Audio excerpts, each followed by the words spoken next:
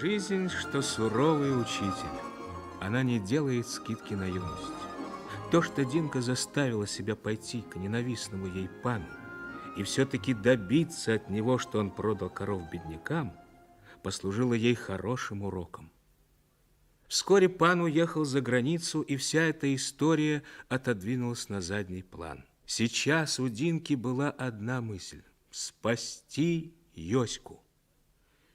Никто из лесного тайника не появлялся больше на хуторе, а идти туда одна она не могла, ее связывало слово, данное Лене. Леню беспокоил не только Йоська, но и судьба ребят, приютивших его у себя.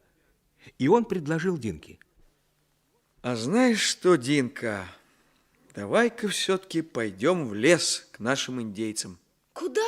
Ну, к этим, ну как их, рваное ухо, меткий глаз, как их там еще зовут? Пойдем, Леня. Я тоже давно мучаюсь, что не иду к ним. Надо с этими мальчишками разобраться. Может, из них еще толк будет. Конечно. Вышли на закате, шли босиком, держа в руках сандалии. По обеим сторонам дороги простирались поля пана Песковского. На этих полях кончали уборку.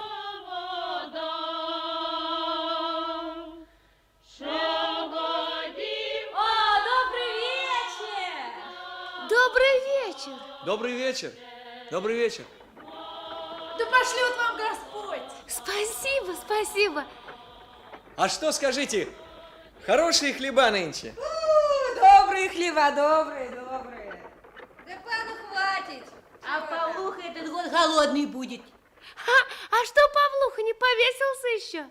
Да нема для него осины подходящей. Господи, да что это ему вешаться-то, чего? Да уж он около матюшкиных усадьбу огородил, гроши есть, хорошую дачу ставит. Мужиков целую артель нагнали. Не говори. С матюшкиными-то они сваты. Чего-то. Так вчера, так-то Ефима кляли, не дай Боже, как кляли. Ничего, придет время, они еще Ефима будут в ножки кланяться. Ну, бывайте здоровеньки, барышня.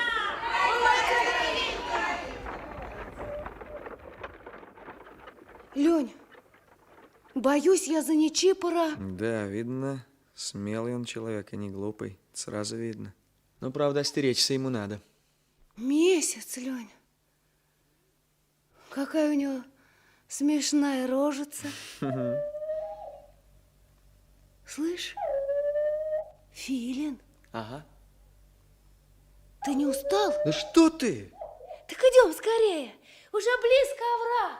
Динка! А почему ж скрипка не играет? Йоська, наверное, спит. Макака, посмотри на звезды. Выбирай себе любую звезду. А ты? А мне нужно только 2 звездочки на всю жизнь. Это вальс. Тот самый вальс.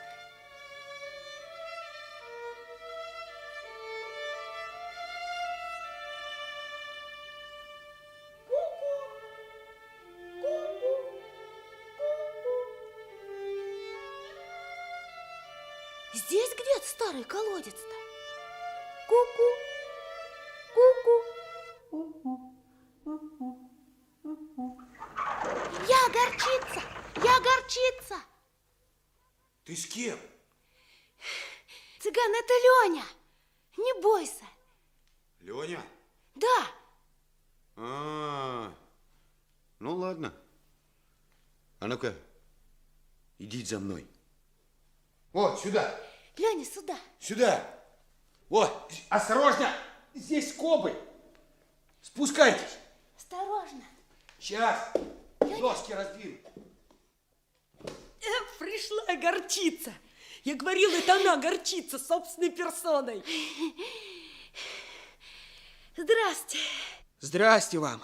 Здрасте. Ой, да у вас тут под землей целый дом.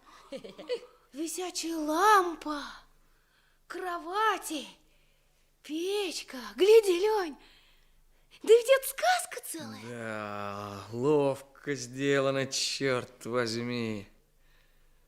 Здрасте, ребят. Что? А? Не ожидали? Юська! Ой, кто ж тебя так выстриг-то?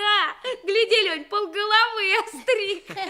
А это машинка и оброса, ну а машинка щиплется. Вот Ёська и не схотел до конца стричься. Ну вот и я и не схотел. Пусть так будет. Ну ладно, пусть так.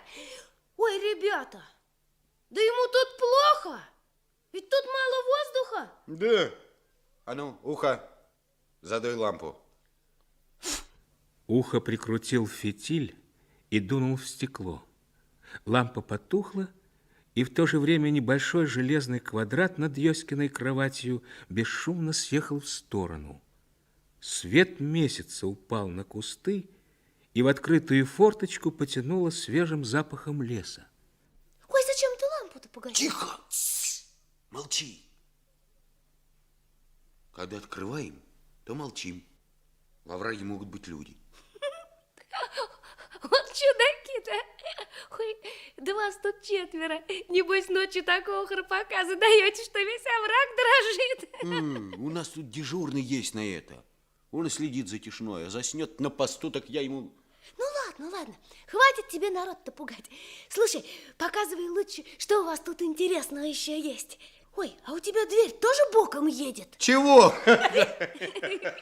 Боком едет, а? Вот дура, а? Слушай, Жук, ты кончай. Если горчицу назвать дурой, так это самому надо дураком быть. Чего? Ты держи, брат, крепче свой язык. Понял? Ладно. Да я же не со зла. Ну, привычка такая. Так у него, Лень, привычка. Ребятки, а дверь?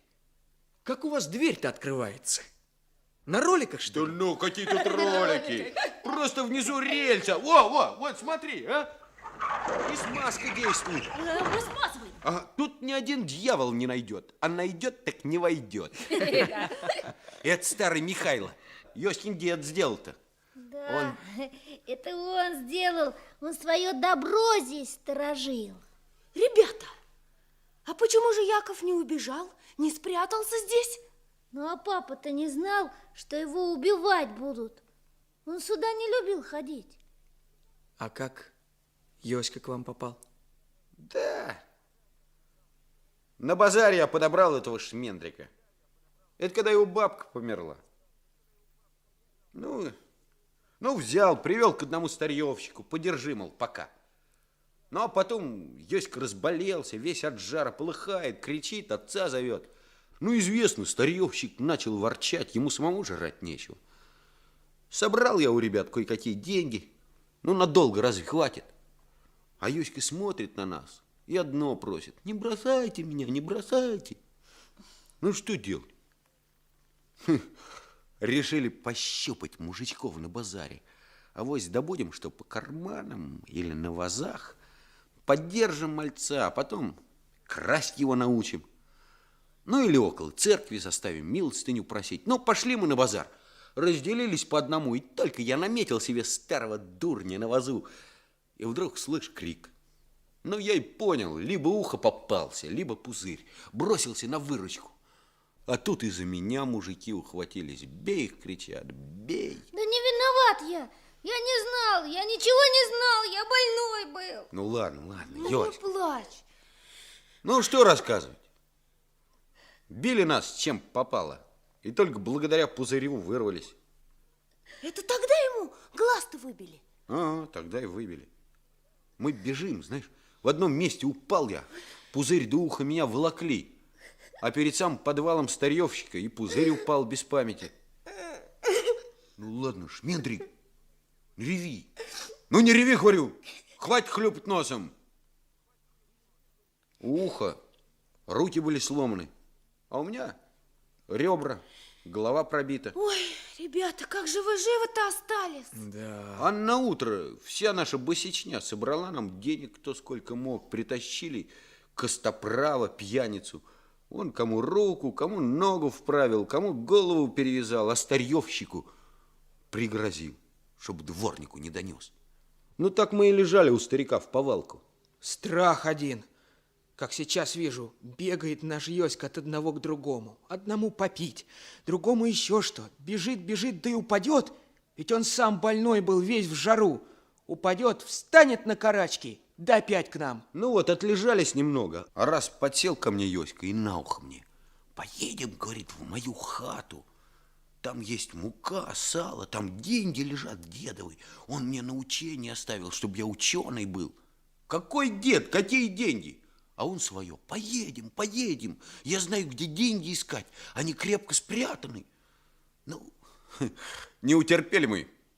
Поехали с первым поездом рано. Матюшкиных боялись из-за Йоськи. Еле дотащились. Ну вот, он нас во враг сюда и привел. А здесь вон, под иконкой, дверца с задвижкой. Ага, а за ней там вон шкафчик, а там кошель с деньгами лежал. Лёнь, ты знаешь, я просто как во сне. Что это такое, а? Это, Динка, тайна старой корчмы. А деньги, верно, дед Михайлов всю жизнь собирал. Ага, он был лесник, нехороший был дед. Отец говорил, что он с мужиков шкуры драл, вот и скопил. А отец не притрагивался к этим деньгам. Но кто знает, может, и лес крал да продавал. Это, ну, как бы ни было. А мы теперь живем честно. И такой у нас принцип, чтобы больше не красть. Принцип. Ну, принцип. Слово мы такое дали. Вон этому шмендрику. Ребят, а вот насчет работы как? А? Не давали слова? Вот что тут давать-то? Это и без слов ясно. Действительно. Йоську будем учить. Так и студент тот, Конрад. Помнишь? Ага. Он так и советовал. До сих пор у нас его книжки. Вон. О, видишь? Вот, Леня, вот, возьми. Чернышевский? Да, тут много чего есть. Ага. Тут и листовки были. Но Конрад, вот, помнишь, он велел их сжечь. А че ты, Ган, а? Можно? Слушай, у нас ведь и оружие есть. Правда? О, только об этом молчок. Ну, конечно. А потом, если что, спрятать или передать кому надо, так мы всегда можем. Был уже 10-й час, когда Динка с Леней возвращались на хутор. Еще на лугу они услыхали радостные голоса и смех. Ефим! Здравствуйте, Ефим! О, доброго здоровечка! Приехали, наконец! Приехали! Динка! Мышка! Мама приехала! Ой, наконец, сумасшедшие! Подождите, дайте мне хоть умыться с дороги. Я же вся пыльная. Ну, гость дорогой! Вот зараз пришлю с Марьянкой свежего молока, або сметаны. Зараз. Только сами приходите, обязательно. Обязательно? Обязательно приходите. Ну, мамочка, что же с папой? Чем он болен? Здоровье его очень подорвано. Но мне удалось устроить его при Самарской тюрьме в больницу. Там свои люди. Товарищи носят ему обед. Рабочие часто навещают. Сейчас он окреп, немножко поправился. Папа просил всех вас крепко поцеловать. Да, я ему рассказывала про Леню, что он уже совсем взрослый, пользуется доверием партийных товарищей. И папа просит тебя узаконить Леня и носить его фамилию. Леонид Арсеньев. Леонид Арсеньев. Как красиво, правда, мама? А главное, у нас будет одинаковая фамилия. Спасибо большое, мам. Но это невозможно. Ну, Леня, мы не требуем от тебя ответа сейчас. Как, Леня? Разве об этом еще надо думать? Да нет, я могу ответить сейчас и маме, и папе, и тебе, мышка. Видите ли, дело в том, что я... Ну, в общем, мы с Макакой... Мама, мы любим друг друга. Динка. Господи ты, боже мой, ну мне кажется, я это давно знаю. Да уж, это ни для кого не тайна. Нет, тайна, тайна. И мы вам первым об этом сказали. И вот когда я окончу университет, то мы поженимся, а так как Арсеньев не может жениться на Арсеньевой, то я вынужден отказаться от большой чести для меня носить папину фамилию. Я думаю, что он поймет меня и простит своего сына. О, Леня, тут же я ничего не могу сказать. Ой, мам, ну мне не нравится, что все вышло так обыкновенно. Ой, Леня, становись перед мамой на колени. Ну, подожди. И я зачем? тоже. Да, становись вот так. Мамочка, благословите нас на счастливую жизнь до самой смерти и далее того. Благословляю вас и за себя, и за папу. Ну, а за себя я сама вас благословлю. Вы что, меня обманывали, а? Вот так вот. Вот так. Да не тяни ты Егор, больно же перестань. А вы почему молчали? Вот вам за это, вот вам за это. Подождите. Ой, я не могу. Ой, настоящая Динкина свадьба. Ну, хватит, а то из экономии сейчас прибегут. Ну что же, благодарим вас и за честь, и за доверие. Мы, конечно, будем иметь в виду, что вы жених и невеста, но пока до свадьбы еще далеко. Мама, мне кажется... Вы ведь действительно не Мама, завтра всё-таки, побежите если, венчаться. вы серьезно будете относиться? Много было сказано и пересказано, но снова и снова продолжаются бесконечные рассказы, откровенный разговор, надежды, предположения. Прервала этот разговор Марьяна. Она принесла горячий борщ, гречневые лепешки, молоко. Она сообщила, что Ефима вызвал Дмитро, на селе что-то случилось с солдатом. Ефим пришел только поздно вечером. Где это вы пропадаете, Ефим? Да, пришлось на село сходить. Здравствуйте, Ефим. Здравствуйте. Ну? Просят люди, ничего не поделаешь. Да что ж там, говорите. Да, такое дело получилось. Ах ты, боже мой, ну говорите, рассказывайте. Да одна солдатка, Ульяна, выкупила корову от пана. Выгнала ее пастись. А Матюшкины эту корову к себе стали загонять. Ну? Ульяна подняла крик, сбежались бабы. Ну и Нечипор схватил свои костыли и тоже туда. Отбили сообща корову, а Матюшкины на солдата. Втащили его к себе во двор и ну его кстерить. Ты дезертир, у нас сведения есть, как ты новобранцев против войны подучал. Ты против царя агитацию ведешь. Ну и заперли его в сарай. Бабы ко мне. Дмитро прибежал. Пришлось собрать кое-кого из мужиков. А Матюшкины заперли ворота и конец. Мы, говорят, вашего солдата в полицию предоставим. Отошли мы с мужиками. А как только открыли Матюшкины ворота, чтоб солдата вести, мы во двор, окружили бричку и отбили солдата. Отбили? Подожди, Дина, ну а дальше? А Матюшкины мимо нас, да в полицию. Вот и думай, куда теперь Нечипора девать. К Дмитро, где он квартировал, нельзя. Нельзя. Вот. В селе тоже оставлять нельзя. Нельзя оставлять. Взял я его в свою хату, но у меня тоже небезопасно. Полиция заберет, и пропал солдат. Да. Марьяна голосит, ты, говорит, из-за чужих людей сам пропадешь. А мне совесть не позволяет бросить человека в беде. Ну, думать тут нечего. Давайте-ка его к нам. А потом сообразим что-нибудь. Как это, Марина Ведите, Леонидовна? ведите его сейчас, Ефим. Вечером никто не увидит. Правильно. Я не могу. Ефим правильно, пусть он пока побудет у нас. Ведите, Ефим. Мы его накормим и на чердак спать положим. Ну, я не знаю. Давайте. Ну, ладно. Ладно, сейчас приведу. Так, пусть этот солдат сидит на чердаке, чтобы его никто не видел.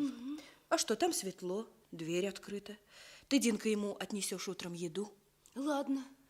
Ой, мама, скоро осень, мы все уедем. А как же Ефим останется?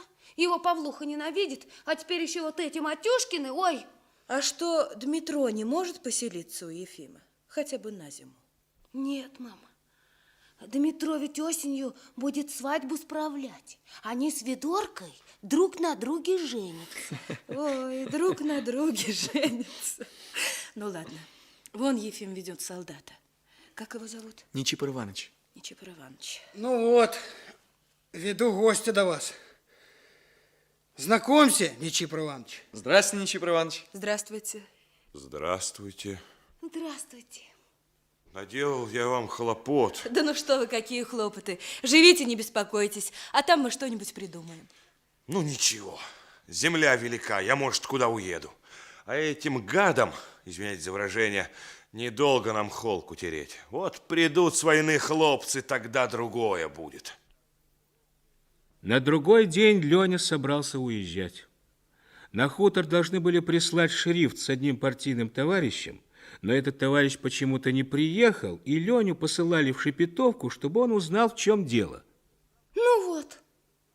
Не успели мы полюбить друг друга, как ты снова уезжаешь. Динка, так я же не сам еду, меня посылают, понимаешь? Я ж по делу и только на 2-3 дня. Ты даже соскучиться не успеешь, как я вернусь. Ну да. Правда? Да, вот. Держи. Поедешь на станцию, съешь мороженого за мое здоровье, сколько хочешь съешь. Только не объешься. Нет, я не объемся, душа меру знает. А это возьми себе. Тебе же на дорогу дали. Да что мне надо? У меня билет в кармане, я доеду. Бери, бери, бери. Жарко сегодня, выпьешь ситро. Да, тебе тоже жарко, и ты сам выпьешь. Ой, Лёнь, Ну? прощай. Дина, ну не висни у него на шее. Почему не висни? Раньше висла, никто этого не замечал, а теперь, когда у меня есть причина... Какая причина? А вот такая, что я невеста. Фу ты, Господи, так ведь невеста все-таки стесняться должна. Но ведь, пожалуй, постесняешься, так и не простишься, правда, Лёнь? Ну что это, взрослый человек? Глупышка и все. Ну? Леня, однако собираться пора, а то опоздаешь. Динка. До свидания. До свидания. Побежал я. Да. Если тут без меня вдруг приедет товарищ из Шепетовки, Да? он будет в темных очках и в железнодорожной форме. Так, Ясно? ясно. До свидания. Счастливо, Леня. До свидания, Динка. Прощай, Лёня! Лёня, я буду очень скучать без тебя! Уехал. Сейчас пойду наемся мороженого с горя. Ой, сколько у меня еще недостатков. Ни один взрослый человек не будет с горя есть мороженое. А я все-таки поем, потому что сегодня очень жаркий день. Мама, я пойду покататься. Куда это? Так, развеюсь немного. Похоже, что Динка действительно переживает очень Ленин отъезд. Да ну что ты, мам? Ну вот увидишь, вернется, как ни в чем не бывало. Просто любит из всего создавать трагедии. Ой, никогда я не могу понять, как это в ней уживается. Какая-то большая душевная глубина с полным легкомыслием. Ум с глупостью. Знаешь, на свете не найдется двух людей, которые были бы о ней одинакового мнения. Вот одни будут считать ее очень глупой, другие очень умной. Да мы сами поощряем ее. Знаешь, Вася говорит... Анжеленок, для Васи Динка закрытая книга. Может быть, он видит только одну страничку, и ему кажется, что этого вполне достаточно. Вася смешивает Динку со всеми детьми вообще. А ведь в Динке есть много такого, что не всегда свойственно детям. Но, конечно, она легкомысленна. И я в 15 лет была уже серьезной девушкой. Динка ехала ленивым шагом, направляясь на станцию, чтобы полакомиться в буфете мороженым. К дачному вокзалу только что подошел поезд. Перрон заполнили дачники. Среди них Динка вдруг увидела тяжелую, словно выдолбленную из дерева фигуру местного блюстителя порядка полицейского Петрова. Он оглядывал каждого приезжего и вдруг чуть приметно кивнул какому-то господину в чесучевом костюме с переброшенной через плечо шалью. Тот, подойдя к Петрову, шепнул несколько слов и уставился глазами на один из передних вагонов. Проследив его взгляд, Динка чуть не вскрикнула от неожиданности. С площадки вагона не спеша сходил пожилой человек в темных очках и железнодорожной форме. Глаза Динки быстро оценили положение. Тот в пледе Шпик. Они охотятся за приезжим. Что делать? Динка не видела, что из толпы людей за ней внимательно и тревожно наблюдают 4 глаза. Это она, горчица. Ага, встречает кого-то. Что делать? Что делать? Сбить с ног дачника? Нет. Прима! Только бы успеть, только бы успеть! Гляди, трется около железнодорожника. Знакомый, что ли, какой? За вами следят. Скорее к будке. Там моя лошадь. Она знает дорогу. Скачите налево. Простите, вы ошиблись? Нет, я Арсеньева. А, понятно. Нет, тут что-то другое. Вон, отошла. А тот побег. Быстро пошел, а Петров за ним. Ага, он за дичью кинулся. Слушай, а это кто с одеялкой через руку? Кто, легавый. Гляди, гляди на Динку, гляди, куда это она полетела. Летит прям как птица, руки растопырила. Дядечка! Дядечка! Ой, дядечка! Дядечка, вы меня не узнали, здравствуйте! Я же это... Дядя Мотя! Да я же вас сразу узнала! Моя мама, вон идемте к моей маме! Дядечка, ну пойдемте к моей маме! Позвольте же, в конце концов. Цыган, они ее толкают, сволочи. Пошли на выручку. Стой! Она знает, что делать. Она того железнодорожника спасает. Мы все дело спортить можем. Ой, дядя Мотя, дядечка, ой, ты... Слушай, Петров, уберите от меня эту сумасшедшую... Позвольте, барышня, позвольте. Ой, я обозналась. Ой, обозналась. Петров, скорее за мной. Он ей руку суродовал. Гляди, она трет. Ой, я этой сволочи сейчас морду набью. А я тебе говорю, не с места. Видишь, потеряли след. Ага, обратно бегут. Одну минуточку, барышня. Получилось маленькое недоразумение. Вот здесь сейчас, около поезда, вы беседовали с одним человеком, приезжим. Я ни с кем не беседовала. Беседовались вот здесь, около поезда. Может, конечно, это был ваш знакомый или родственник. А иначе неудобно такой приличной барышне беседовать с посторонними людьми. Ну, конечно. Ах,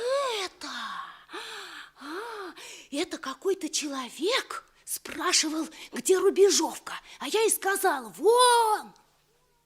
Петров, бричку. Сию секунду. Через минуту бричка, громыхая колесами, отъезжала от вокзала. Подпрыгивая на ухабах, она мчалась в противоположную сторону от хутора. Когда спины седаков исчезли за поворотом, Динка пошла домой. Над дачным поселком уже сгущались сумерки. Цыган и Ухо потеряли в толпе Динку. Они видели только, как Петров и Шпик сели на бричку и поехали в сторону Рубежовки.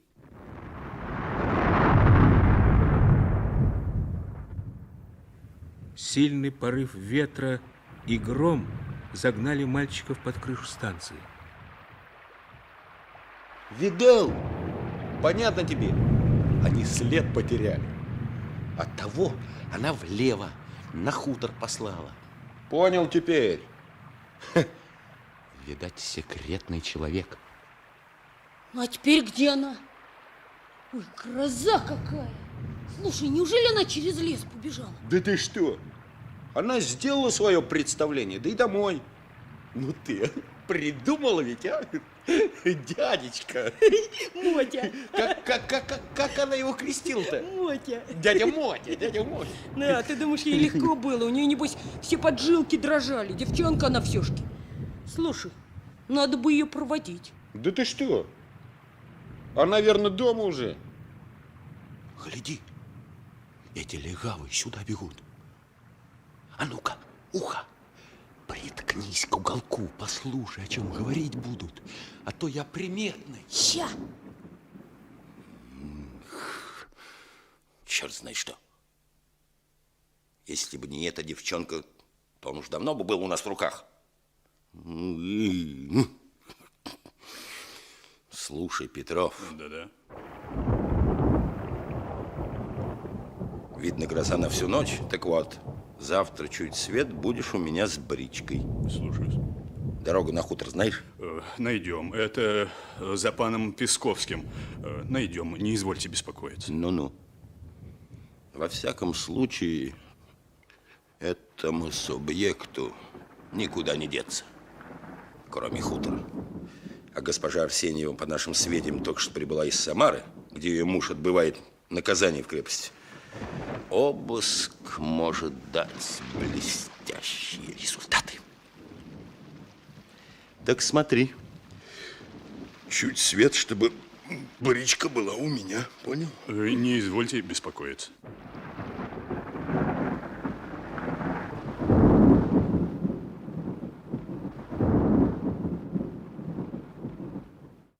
На хуторе никто не спал. Двери были плотно закрыты, окна завешаны.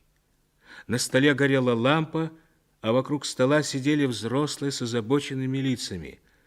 Железнодорожник, повесив на спинку стула куртку, с удовольствием пил чай.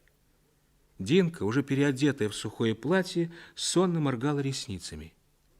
Я думаю, надо подкормить приму овсом и на всякий случай запрячь в бричку. Это можно. Наверное, вам безопаснее сегодня же уехать в город. Вы тут своих фараонов лучше знаете, так что решайте сами, куда надо, туда и поеду. А я так думаю, что лучше ему переждать. Потому как Петрова, я знаю, уж он, мабуть, по всем станциям дал знать. Да, это очень возможно. Собрались мы все тут, и неприятность хозяйки может быть из-за нас большая. Я нашего пристава тоже знаю. Мое мнение, надо ехать. Вот расцветет, и давай, Ефим, отвези товарища на пущу водицу, и меня заодно. Освободим нашу хозяюшку. Подождите, ведь дело тут не во мне, конечно, но ведь до сих пор на хуторе все было спокойно.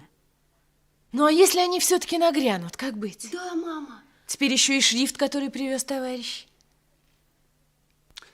Да, пойду запрягу прямо на всякий случай. Давай, Ефим.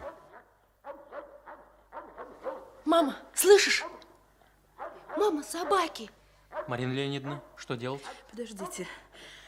Так, надевайте куртку, в случае чего в окно, там стоит лошадь, и уезжайте. А вы, Ничипр Иванович, вы оставайтесь, мы вас в обиду не дадим. Оставайтесь. Тихо. Кто там? Откройте! Это я, цыган! Мама, это Жук. Я сейчас открою. Жук, входи. Входи, Жук. Обыск. Обыск у вас. Что? Да, обыск, чуть свет. Собирайте, что надо. Откуда вам это известно? Ухо сам слышал, как ент Петров со шпиком сговаривались. Ухо? Да. Мама, это цыган, ему можно верить, ну? Да что, я вру, что ли? Я к вам бег, знаете как, чтобы придить. Вы собирайтесь, я что надо отвезу к нам в лес. И людей давайте. Да правда, ну лучше места нет. Вот она, горчица, знает. Да, мама, это я горчица. Погоди, цыган. Дядя Ефим, чего годить? Ты запрягай приму. Мама, ну помнишь, Динка же нам рассказывала. Да скорее вы! Это самые лучшие, мама. Я тебе рассказывала, давайте все, собирайтесь. Ефим, запрягай, собирайтесь все, Подождите, ведь скорее. если так, то это действительно лучший выход. Чемодан, книги, те тоже, брошюры Ленина, давайте сюда. Через полчаса все было готово. Запряженная прима лениво жевала овес. Дождь перестал, но на небе еще блистали отдельные молнии. Дядя Ефим, куда класть? Ну вот так, подтяни. Значит так, ты садись сюда, а ты сюда вот. Ну, расселись. Куда ехать-то? К нам. Ну, дядя Ефим, к хате Якова. В лес, понимаешь? Ну, туда, где скрипка играет. Чего? Да что, шутки шутишь? Ой. Куда это к мертвяку ехать? Да, дядя Ефим, быстрее, светает же. Мама, скажи Ефиму, а то он ничего не понимает. Ефим, послушайте, эти ребята живут в хате Якова музыканта, а на скрипке играет его сын, Йоська. Так что поезжайте спокойно. Счастливо. Счастливо. Господи, ну поехали. О, прима.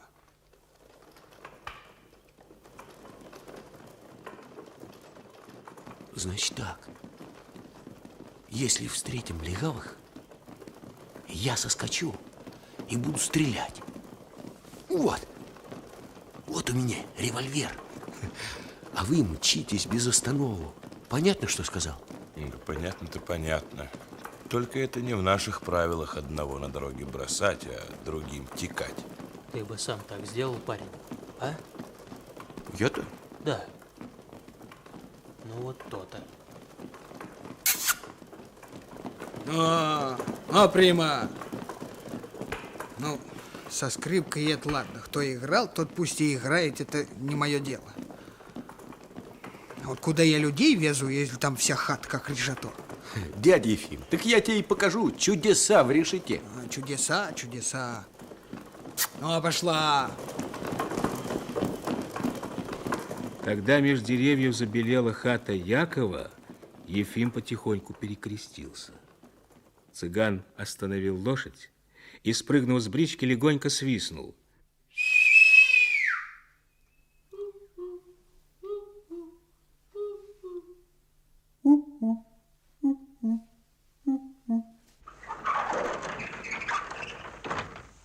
Здрасте вам.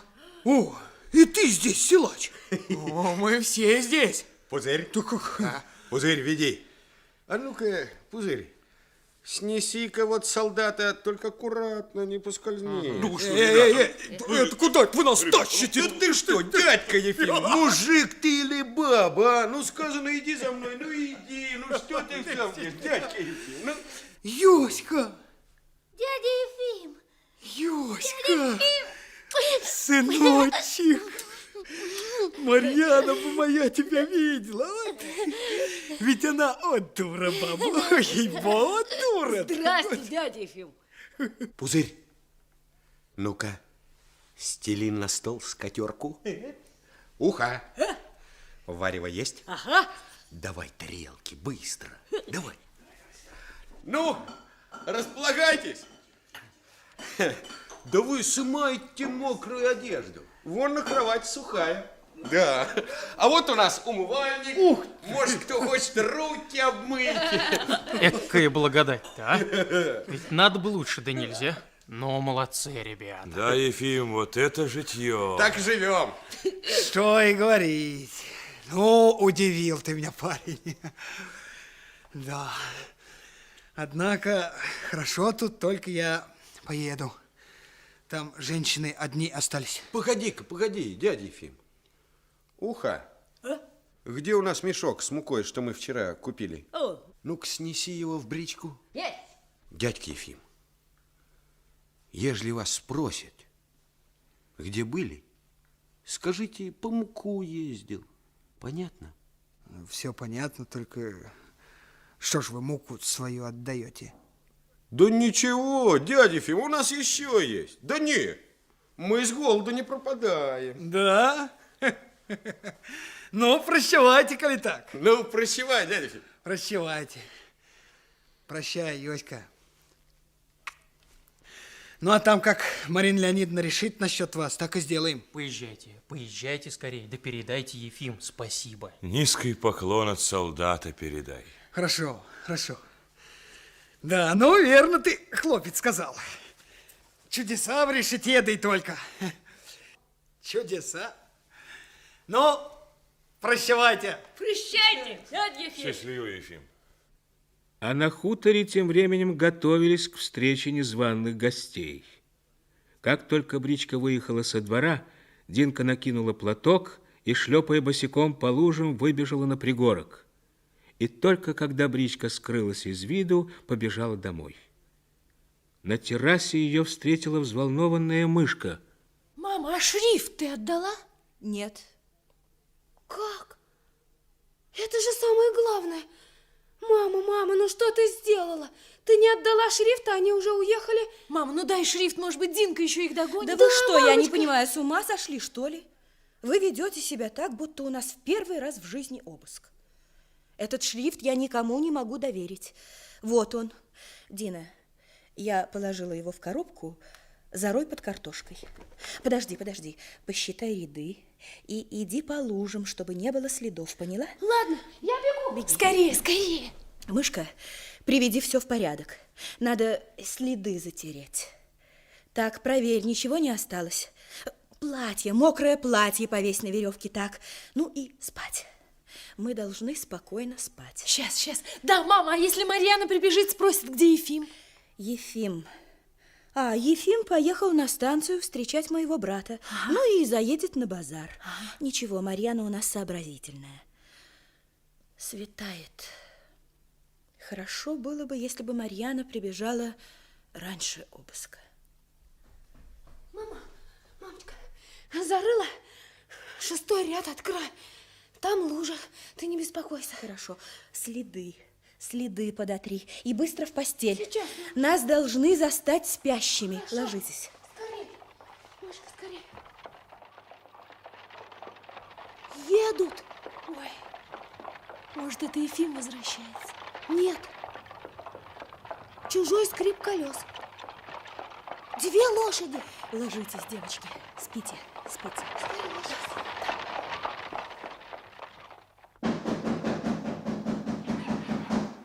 Кто там? Откройте. В чем дело? Госпожа Арсеньева? Да, но я спрашиваю, в чем дело? Госпожа Арсеньева, я имею предписание произвести у вас обыск. Петров, осмотрите надворные постройки, чтобы ни один человек не вышел. Есть, ваше благородие. Прошу, госпожа Арсеньева. Это ваша столовая? Да, но я не понимаю, что вам нужно. Так, сейчас поймете. Прошу всех проживающих и прибывших в ваш дом вызвать сюда. В данный момент здесь только 2 мои дочери и я. Дочери спят. Вы позволили себе явиться чуть свет, без понятых. Я буду жаловаться. Это ваше право. Но мне известно, что у вас скрывается прибывший вчера железнодорожник. Повторяю, здесь только 2 мои дочери и я. Это мы сейчас выясним.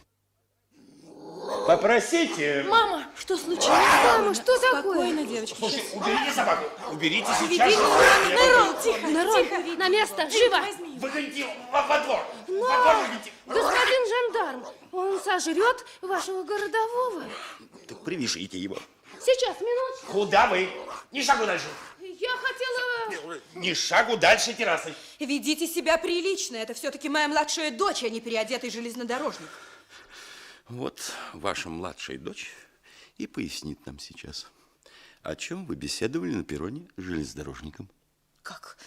Ты беседовала с кем-то на перроне? Ну, мамочка, просто какой-то человек спросил меня, где рубежовка, и я... Во-во. А что вы делали потом? Что я делала потом? Да я же с вами была. Неужели вы не помните? Я еще вас за своего дядю приняла. Помните, ну? Не считайте нас дурачками. Да я... Не надо. Вот это не надо. Для чего вы кричали «дядечка, дядечка»? Так я же вам сказал тогда, я обозналась. Я не понимаю, Дина, как ты могла так ошибиться? Что общего у твоего дяди с этим господином? Твой дядя никогда не служил в полиции. Ну, мамочка, ты же говорила, что дядя всегда носит с собой плед. Но я же не виновата, что господин жандарм замаскировался под моего дядю. Ах, плед! Но если вы были в пледе, то тогда действительно понятно, почему дочка могла так ошибиться. Ну вот, я ошиблась. Мирон, Динка, убери! Спокойно. Очень злая собачка у вас. Очень вредная собачка, Спокойно, я Петров. извиняюсь. Ваше благородие. Да. Все смотрел. Ты... В сарае нет лошадки и нет брички. А на чердаке обнаружен сей окурок, именуемый козьей ножкой. Я так думаю, ваше благородие, что они, то есть дамы, с козьей ножки не курят. Тем более из махорки. Так что, может быть, солдат? Солдат? Ой, наконец-то вы надумались искать его. Ой, ты же ничего не знаешь, мамочка. А здесь просто исчезают люди, а потом их находят убитыми. Сначала Якова музыканта, потом студента, а теперь пропал солдат.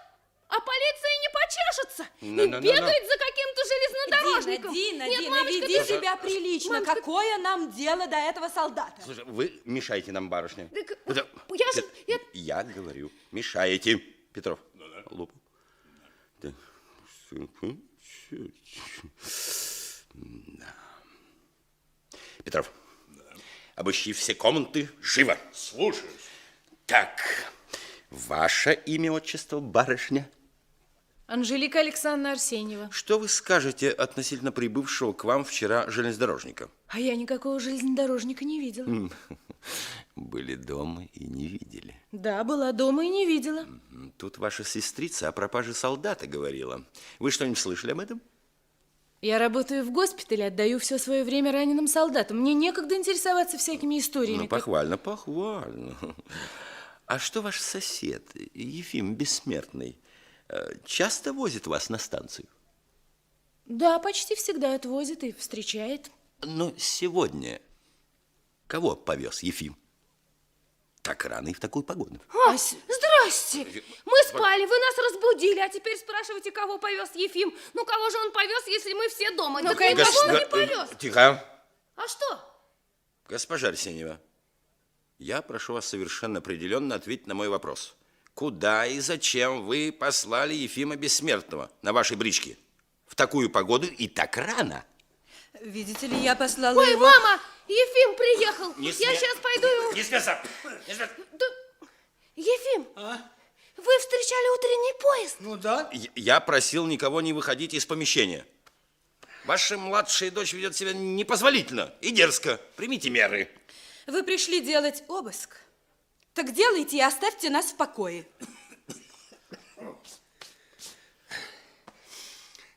Здрасте. Здрасте, Ефим Бессмертный. Вот. Вот только муки и достал. Ефим, скажите, пожалуйста, Никаких вопросов. Вопросы буду задавать я. Вы Ефим Бессмертный? Он самый. Дозвольте закурить. Куда вас посылали в такую погоду? Да вот же по ихнему дядю. Я же говорил, кто поедет в такую грозу? Так нет, поезжай до нашего дядю. Слушай, оставьте в покое дядю. Я спрашиваю, куда вы ездили? это возмутительно. Он же говорит, что ездил к поезду встречать моего брата. Да еще и просила его кое-что купить. Так чего же вы хотите от человека? А что я зараз куплю, Марина Леонидовна? На базаре одна баба и та в город с мукой тащилась. Так я только муки и купил. И вот сдачи с ваших денег, пожалуйста. Так. Ну, мы еще поговорим с вами, Ефим Бессмертный. Это можно. Здравствуйте. Здравствуйте. А я бачу, гость приехал, но думаю, треба гостям молочка тепленького отнести. Кто такая? Откуда молоко? Ой, боже. Где живешь? Да не лекайтесь. То моя Жинка. Зовут Марьяной. А фамилии у нас, известно, одинаковые. Ну что же, это очень хорошо. Так, а скажи-ка, Марьяна, давно в твоей хате проживает солдат Ничипор? Как это проживает? Да, я спрашиваю не вас, а Жинку. Отвечайте, Марьяна. Это за якого солдата речь, Ефим? Тьфу ты, да вот за того, что пропал. Ну, конечно, они как полиции разыскивают человека. Ну, значит, спрашивают, не бачил ли его кто? Я спрашиваю, сколько времени этот солдат жил в вашей хате? И где он сейчас? Я за это дело ничего не знаю. В нашей хате он не был, и зараз его немає. Так. Петров, останьтесь здесь.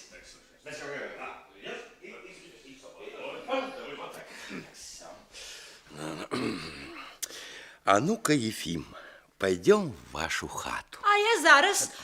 Нет. Марьяна нам не нужна. Пусть посидит здесь. Не, а как же без хозяйки? Может, вы захотите того солдата в курятнике искать?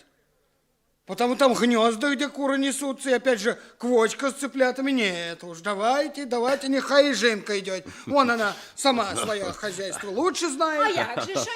Ну, хорошо. Пусть идет. Может, вдвоем вы будете сговорчивее. А, конечно, что сговорчивее. Ведь так и в Евангелии говорится, что муж и жена одна сатана. В Евангелии этого нет. Вот, и вы будьте поосторожней, Ефим Бессмертный.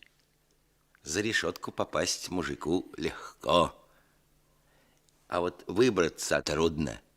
Это точно. Понял. Вот. Ох, Ефим. Пойдемте, Я говорю, Обыск продолжался 3 часа. Сыщик и Петров перевернули на хуторе все углы, перелистали все книги, но пришлось уехать ни с чем. Из дневника Дины Арсеньевой. Через 2 дня Ефим отвез в город приезжего железнодорожника и солдата. Мама думала временно устроить Нечипора на явочной квартире вместе с железнодорожником, но Жук решительно запротестовал. Солдат теперь будет жить с ними. Все хлопцы очень сдружились с солдатом, а Йоська так от него ни на шаг не отходит. Ну вот, уже осень, мы переезжаем в город. Прощай, хутор. На будущий год я приеду сюда уже совсем взрослой и стану такой скучной, что мне даже не придут в голову всякие глупости.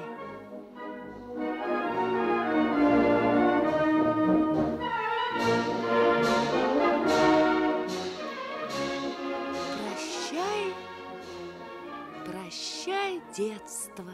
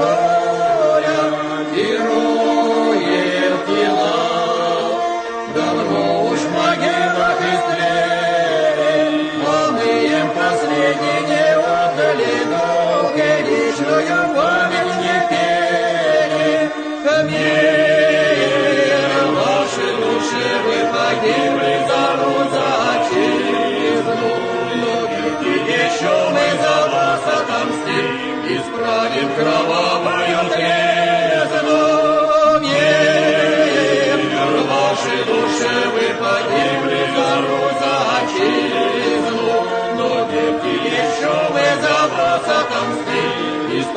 Украина.